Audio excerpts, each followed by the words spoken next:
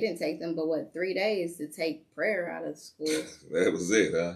I'm just saying. I mean, they even talk about the LGBT.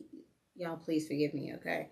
I know it's a lot of letters. The ABC community. But you get what I'm saying? They talk about that in school and they mention it on a regular. It starts in pre-K. A lot of people don't know this, and this is if you don't have any kids within the past 7 years, you don't know this. I do. So I know that when they discuss families in pre-K with the kids, they talk to the kids about mommies and daddies, or living with your grandparents, or having two daddies, or having two mommies, or living with foster parents or single parents. These are things that are taught to our kids. I only know this because I talked to my 6-year-old about it. They talk about living in different areas, houses, apartments. I don't think they talk about trailer homes. They might. But I just remember, our son coming home being so excited about apartments. He's like, wow, Mom, there's this building that a lot of people live in together. I remember that conversation. Yeah. And he's just, in his mind, everybody's friends, They're just having a big party over there. Big party all the time. He was super excited about it. Yeah. But yeah, they teach the LGBT ABC community curriculum in the schools all year round because that community stepped up and made the noise. We can sit there and complain to one another about what's going on, or we can get active and do something as well. And I think we should stand up and do something about it because whether we realize it or not, our children are falling behind on whatever they should know as far as who they are. That's why we have so many of our youth having identity crisis because they don't know who they are. Yeah. They just don't know who they are. They identify with everything but what they should identify with. They identify with everything that the teachers told them that they should identify with. Exactly. It's a lot of confusion being taught to the kids in school. And I know I'm not the only parent who has a teenager right now. You can even look on like Facebook commercials, Instagram commercials, regular TV commercials. These children are depressed. They have high anxiety, like they're nervous about everything. And a lot of us, we don't really understand how they're feeling because around that age, we hadn't been through as much as they've gone through, thinking, with people dying around them of a disease that's just floating in the air. Do you get what I'm saying? Yeah. Our children, and I don't think we realize that our children have really, really been impacted by that. Oh, yeah. They had, in ways, and we haven't understood it. I think that, of course, therapy should definitely be something that's offered free for kids. That's how I feel, because they experience so much. They have social anxiety for sure. Well, hell, they were in the house for almost 2 years. Yeah. I mean, what normal person wouldn't have social anxiety after being in the house? Yeah, that's true. For 1 whole year, and having a fear of going to the grocery store, or having a fear of just going outside and being around other people. Absolutely. I absolutely agree. It's a hard pill to swallow, man, but all these man-made viruses that's going around, they're designed to get rid of people. I don't think we can talk about that, though. But we can talk about it. Pretty much. It's designed to get rid of you. COVID was a designed disease. I just said we can't talk about it. We got to talk about it because it was man-made, and they know it was man-made. They can't silence us for telling the truth when everybody knows that it's population control. That's what it is. Speaking of which, while we talking about population control, we need to teach our young ladies and young men about birth control and things of that nature so that we can control the population until they get married, because it just kind of looks like everybody's running out getting pregnant, like, hey, we're together, but they don't be together, And then here's this guy getting babies with this girl and that girl and that girl, but the girls are thinking it's cute to just be pregnant by whoever and dropping babies, Let me address that. Let me address that. I touched the nerve. I saw your head. You touched the nerve. Let me address that as a woman. Yeah. Address it then. The words that just came out of your mouth was that, oh, women are running around getting pregnant by whoever. Yeah, they are. Do you really think that we're like, oh, I want to have a baby by a random dude that I don't even know? That's not something that At the end of the day, a lot of these women don't even know who their baby daddies are. A lot of y'all men don't even know who you're sleeping with before you actually sleep with her. And then you get with her and you realize that, oh my God, she's a crazy person. Well, had you known her for longer than 3 weeks before you decided to be intimate with her, you would know that. So This is a whole other show. That's going to be a whole other show. Okay, I'm just saying, don't try to push it on women. It's about history, though, because if you go back to our history, our family dynamic was a very strong one, right? The father was always in the home, taking care of the household, right? we got to get out in it. We got to have that conversation later. Calm down. Take a deep breath. Yeah, we'll saw it out. And again, people, you watching the F What You Thought podcast. That was my opinion. And I guess that was pretty much F what I thought, right? So, always. Yeah, always F what I thought. But seriously, the black family was designed to be supportive, right? We had villages back then. You had your big mama, your grandmama, your mama, your aunties, your uncles, that all were part of raising the children, right? You couldn't miss. Everybody, if you messed up in school, you get 5 whoopings between school and home. 5 of them. That's the village. Nowadays, the government steps in because the kids were doing well, and they didn't like that. So they step in, they tell you, oh, you can't hit your child. You can't discipline your child, right? So what do? If you touch your child, then they want to come in and take the child from you, remove the child out of the house, stating child endangerment. That's not the case at all. I didn't even know that was a thing until one of my kids came home and told me. He was like, Mom, did you know? And I was like, what? Why? Who told you that? Who told you that? Well, those are not the rules in this house. I make the rules in this house. That's what I told him. Right. And that's how it goes. If you want to. That's what it is. I mean, it's a lot of interference in the families, but they say they want you to be a family, right? Well, they got all kinds of programs designated for single women to go to school, and then they put stipulations saying that there can't be a man in the house. What? You want to talk about that? No, we're going to talk. That's another show. Another show. I'm just touching on it. These are shows that's going to come up.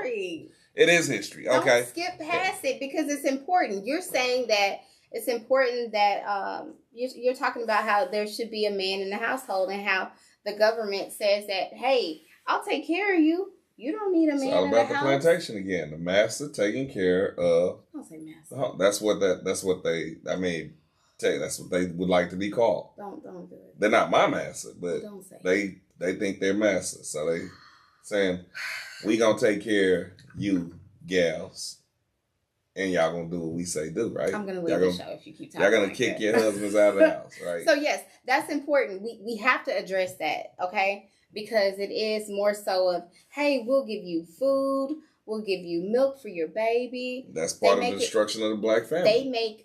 They make the single parent feel like they cannot survive in this world without the government. And you know what's crazy? And I don't want this to sound wrong, but like Marion Jones will go down there with her husband, and they're like, no, ma'am, we're not going to help you out because you got a man in the house.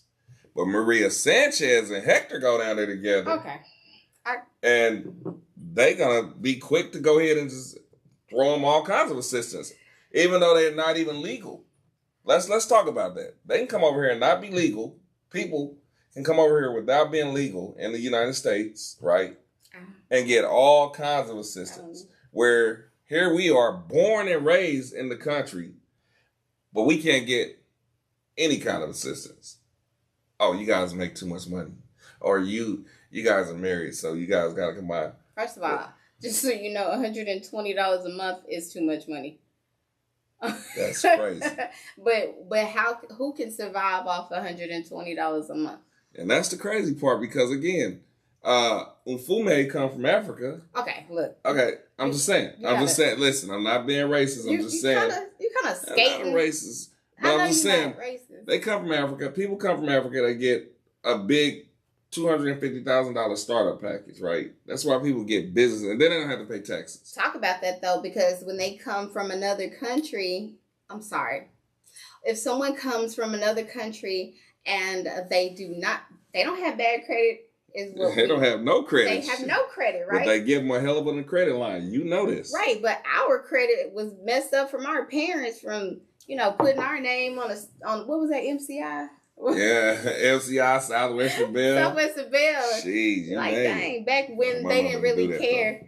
You say your mama didn't do that? She didn't do that. I didn't see no bills with our names on it. I'm sure you didn't. You didn't see no bills either. But that was back before they started doing all the extra stuff. Yeah. You talk about all that stuff, then I mention your mama. You want to act that.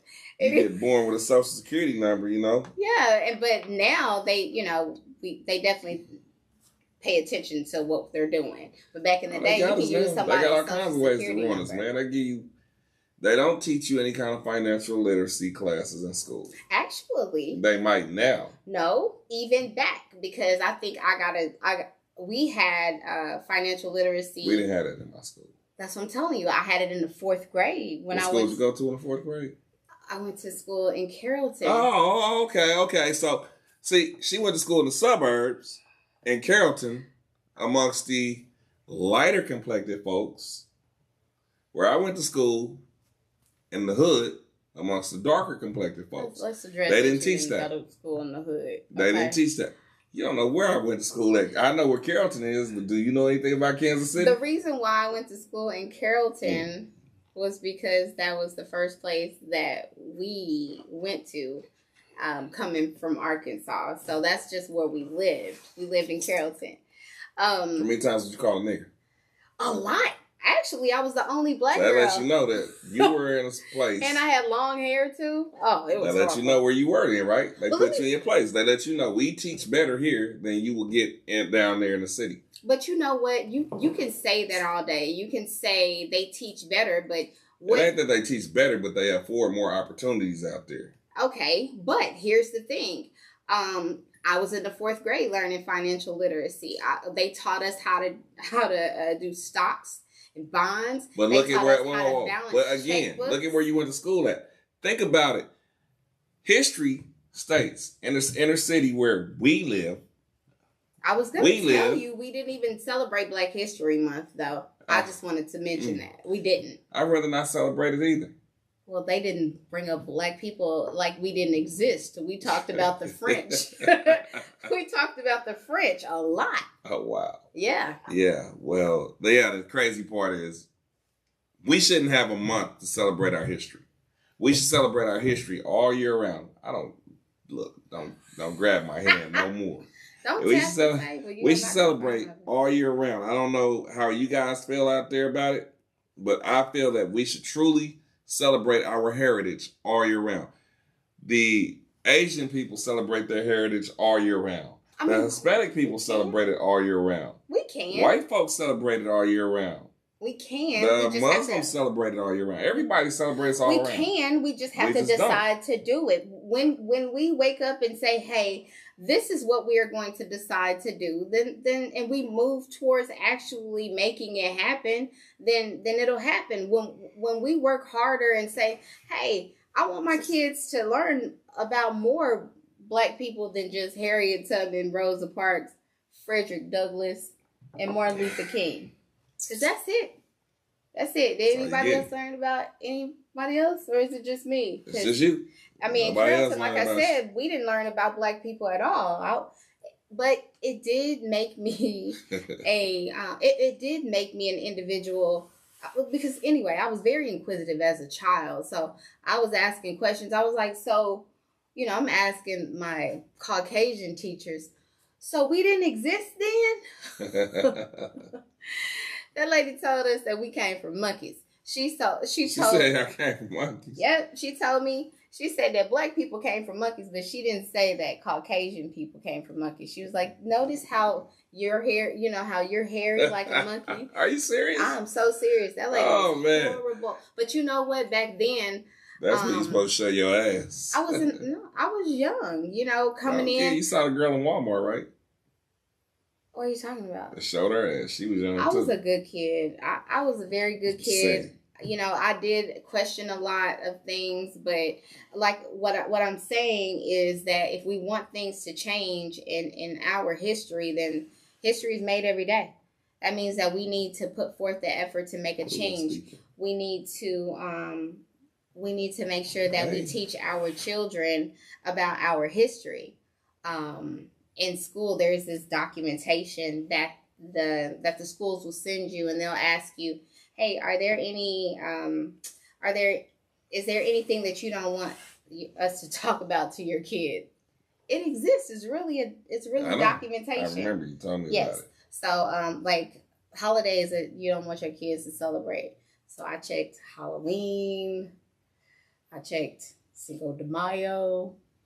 I checked, Hispanic Heritage Month, like all that. I don't want my. How can your kids celebrate? How can they celebrate somebody else's heritage when they don't even know who they are? Right. I think that it's important. Of course, yes, it starts in the home. Yes, it starts in the home, and people are going to say that when you say, "Hey, I want my kids to learn about Black history," they're going to say, "Well, it starts in the home. Why don't you teach them?" Okay, I'm going to teach them, but at the end of the day, I taught them. But now they're going into the classrooms and they're telling you, you're asking my baby, "Hey, who is Christopher Columbus?" And my baby is giving you the answer that we told him. That was the proudest moment of my life, I must say. That was a very proud moment when my son stood up in the class and told those people who Christopher Columbus was. He told them that he was a rapist and a thief. That boy, he definitely came home with a note that day. Yes, he did. But I was proud of him, God dang it. I was very proud of him. Because that's the truth. The man is a rapist and a thief. I just think that we should have books about our inventors and all the things. What? That's one of the reasons they don't want to go too deep into Black History Month, because a lot of people don't realize that Thomas Edison had an assistant, and he was a Black man. What? And he is the one responsible for the light bulb being created. People don't realize that. That's true. And the air conditioning. And the air conditioners, yes.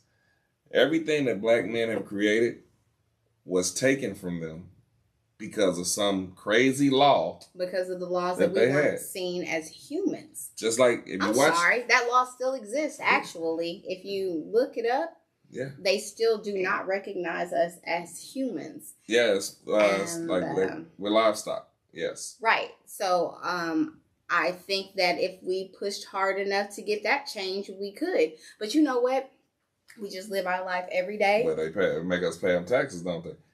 Right. Listen, everybody. My dog doesn't pay me. If you don't believe me, I want you guys to watch this true story called The Bankers. Remember that movie we watched the other day called The Bankers? They were two African-American bankers in L.A. Oh, yeah. And they bought up a whole lot of property, but they had a white guy as the face because Black people couldn't own properties. He was Jewish. He was Jewish, yes. They bought a big building in downtown LA that they owned. But when they found out that two Black folks, two Negroes, owned all of this property, they were then tried and jailed. And all their property was taken from them. Everything. This is the true story. Now, they were smart, though, because when they got out of jail, they had houses waiting on them in the Bahamas. Yeah, that was awesome. They had bought property in the Bahamas, which the U.S. couldn't touch. But they took all their properties. They had over $100 million worth of property or something like that. Yeah. Because the building downtown was the biggest building in downtown LA, and they owned it. It was a banker building. So, yeah, people have hate for no reason. So I don't understand why we spend so much time hating each other when everybody else hates us so much. I think that we're getting better with that. We're getting better with seeing our sisters or our brothers in the store and saying, well, just when you get good like that, some rapper come along and be like, "Don't call me your bro. I ain't your bro, or I ain't your sis." I was just like, God damn, man, for every one step forward, we get set back 100 years. Like, we should boycott that type of negative mentality. We should really boycott that. Well, there was somebody on TED Talks. Do y'all watch TED Talks, or is it just me? It's just you. Okay. Anyway, there was this guy. He was talking about how he was. Oh, never mind. It's gonna be long. We're listening. Go ahead. I mean, it's gonna be like. It's gonna be long. We only have like 5 minutes. Anyway, if you talk about TED Talk, they talk about how us as a culture, we would much rather hear foul language, degrading of our women, and that's just what sells. That's what they say. So the man was talking about how, hey, if I took what y'all do to a Caucasian radio station and said, hey, I want to write this. I have this song about drugs and shooting people like dogs and calling women out of their names. Can I play this? And they're gonna say shut no. It down. Hell no. You know, every country song is so lighthearted. And then we so quick to call an artist a sellout when they don't talk about that. But the thing is, that's what y'all are buying. That's what y'all are listening to. It's true. They don't want to hear talented. I say that, but I do not want to just ignore the fact that things are changing. We are changing as a culture. I see it. I'm looking at it. I say that all over. I see it. You see it and you say it. Yes, I do. All over Facebook, I see how we're supporting one another, how we're getting together, we're making changes, we're buying property. It's a handful of people though, babe. We have banks, but the thing is, I can tell you in Texas, we have banks. We do have black-owned banks. But here's the problem. Just because they're black-owned doesn't mean that they necessarily would help a black community. That's not what I was saying. I'm just saying. I was just bringing up. Let me finish my sentence. I was just stating that we have these things that we didn't have a year before or a year ago. We now have a grocery store. We have a bank. We have a cell phone service. We had Black Wall Street in Tulsa, Oklahoma that they burned down, and I don't know how they're going to get rid of the black banks now. I'm talking about what we have right now. So everything that we have now. What we have to understand is we need to support one another. If we don't support one another, they're going to go out of business. Then what? Yes, when the natural hair products first came out, they was high as giraffe. They were high. That's our problem. We don't realize. Let's listen to my brothers and sisters. Everything is getting better. To my brothers and sisters out there that have a product, right? Let's say it costs you $1 to make it, right? Don't be in a hurry to try to make $1 billion, okay? If it costs you $1, it's just good economics. With the way things are, the price of everything, the cost of living and everything like that. Yeah. If it costs you $1 to make it, turn around, market it for $3, make you some money. If you sell, let's say you sell 1 million copies, you just made $3 million off of whatever you made that you made at $1 a unit, right? So you just made $3 million because you just added $2 to your cost, which brought it up to $3, right? So you made $3 million. Really, you made $2 million on top of the million, but it rounds out to $3 million because it's $3 a sale. Instead of jumping up trying to how to price their product. I'm just saying, don't try to gouge it like everybody else. Don't jump up there and be like, "Yo, this is a $50 item." When you know it only costs you $1 to make it. That's all I'm saying. Because then eventually people are going to go shopping around. They're going to find their product for less. And then you're going to end up going out of business. That's what's going to happen.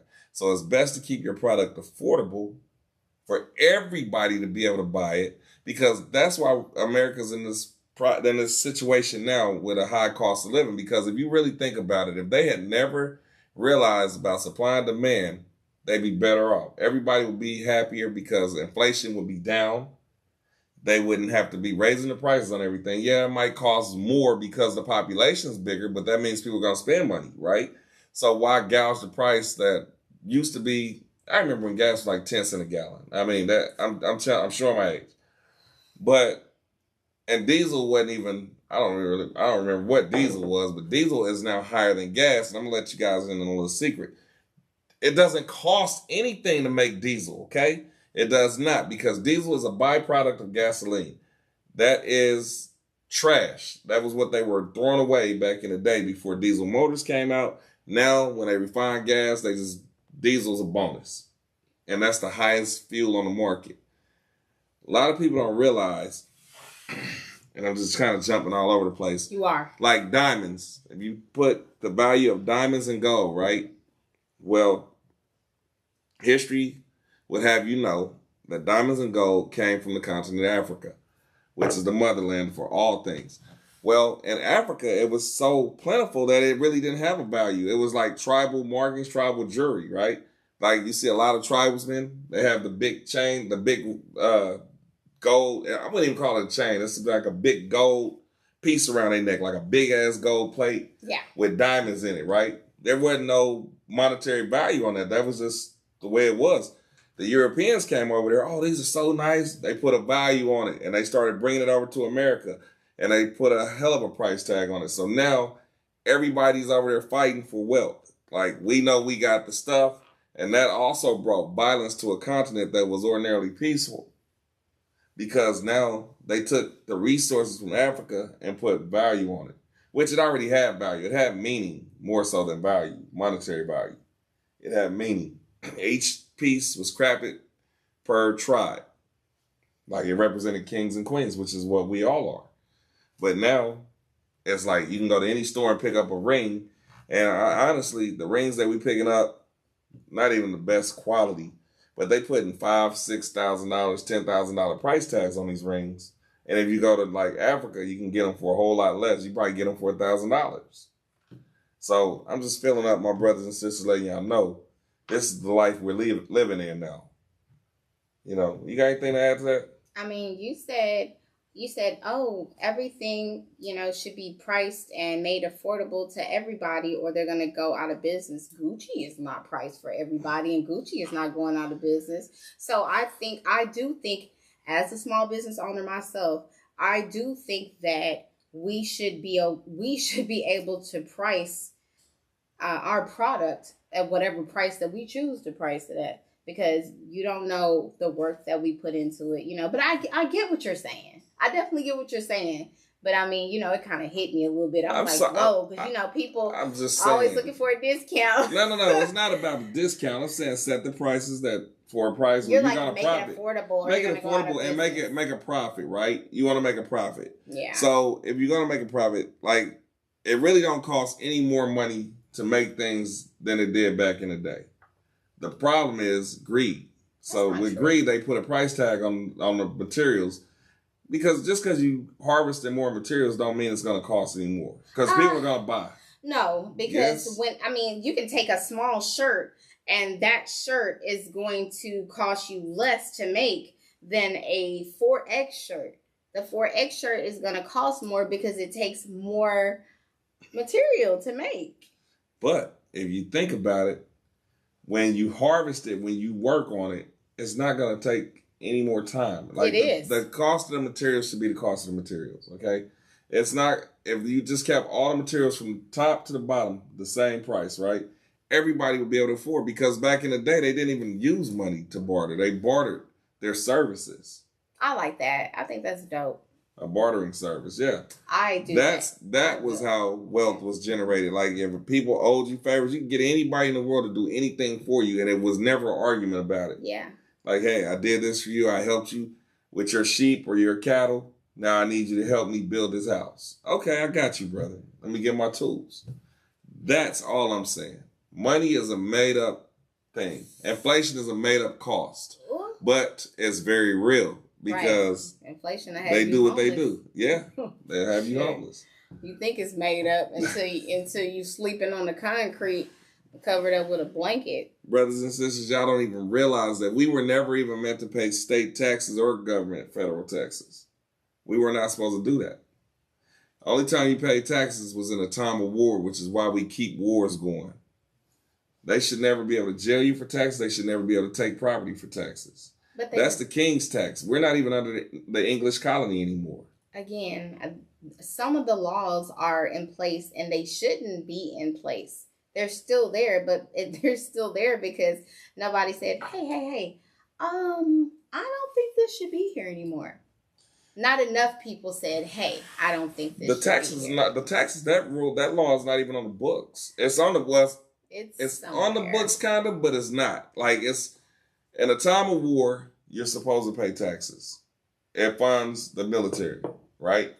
But when there's no wars going, you're not supposed to pay any kind of government income tax. But see, they keep wars going because what they're doing with our tax dollars is giving themselves a raise and also raising the cost of living on hard-working Americans. That way they keep the workforce enslaved to the working force, and you're not ever allowed to move ahead. Well, I'm so happy that whatever happened here recently, because it's like boom, we all just woke up and we're like, wait.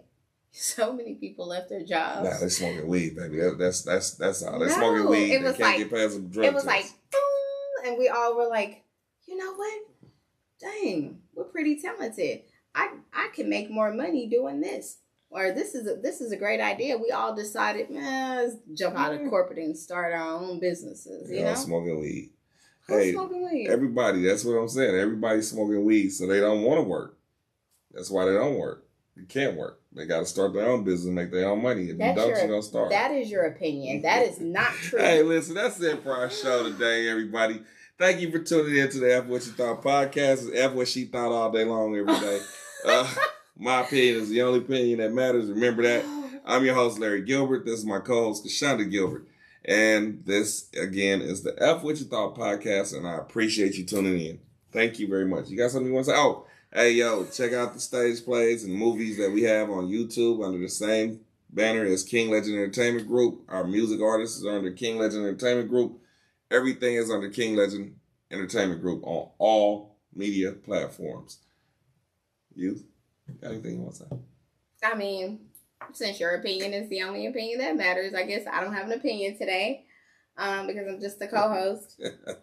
But y'all know that when we're not talking about this serious subject, it's gonna happen for him.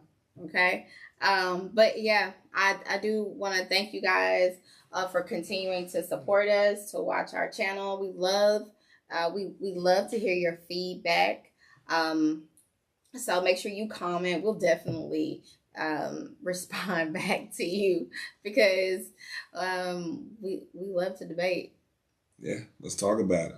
Yeah. Hit us up. Okay. You definitely you want to go to YouTube, type in King Legend Entertainment Group, like, share, and subscribe, talk about it. You know, if you got our phone numbers, you could call us. Yeah, let's talk about it. We up for it. Like, we love to talk. So whew, that wine was strong. I don't know what kind of wine that was. I'm sorry. Go ahead. Yeah, because it's okay. I understand that it's only your opinion that matters today. So yeah, it's good. All is well. You guys, if never mind, I'm gonna be good. I'm gonna be good. Say what you say. That's it. Okay. No, say it. Love you guys. Just be a woman about it, Kashonda. Like, subscribe, share. Okay. To like this video is free. It doesn't cost a thing. I appreciate you guys. Love you. Love you. Love you. Talk to you later. Love you. Bye.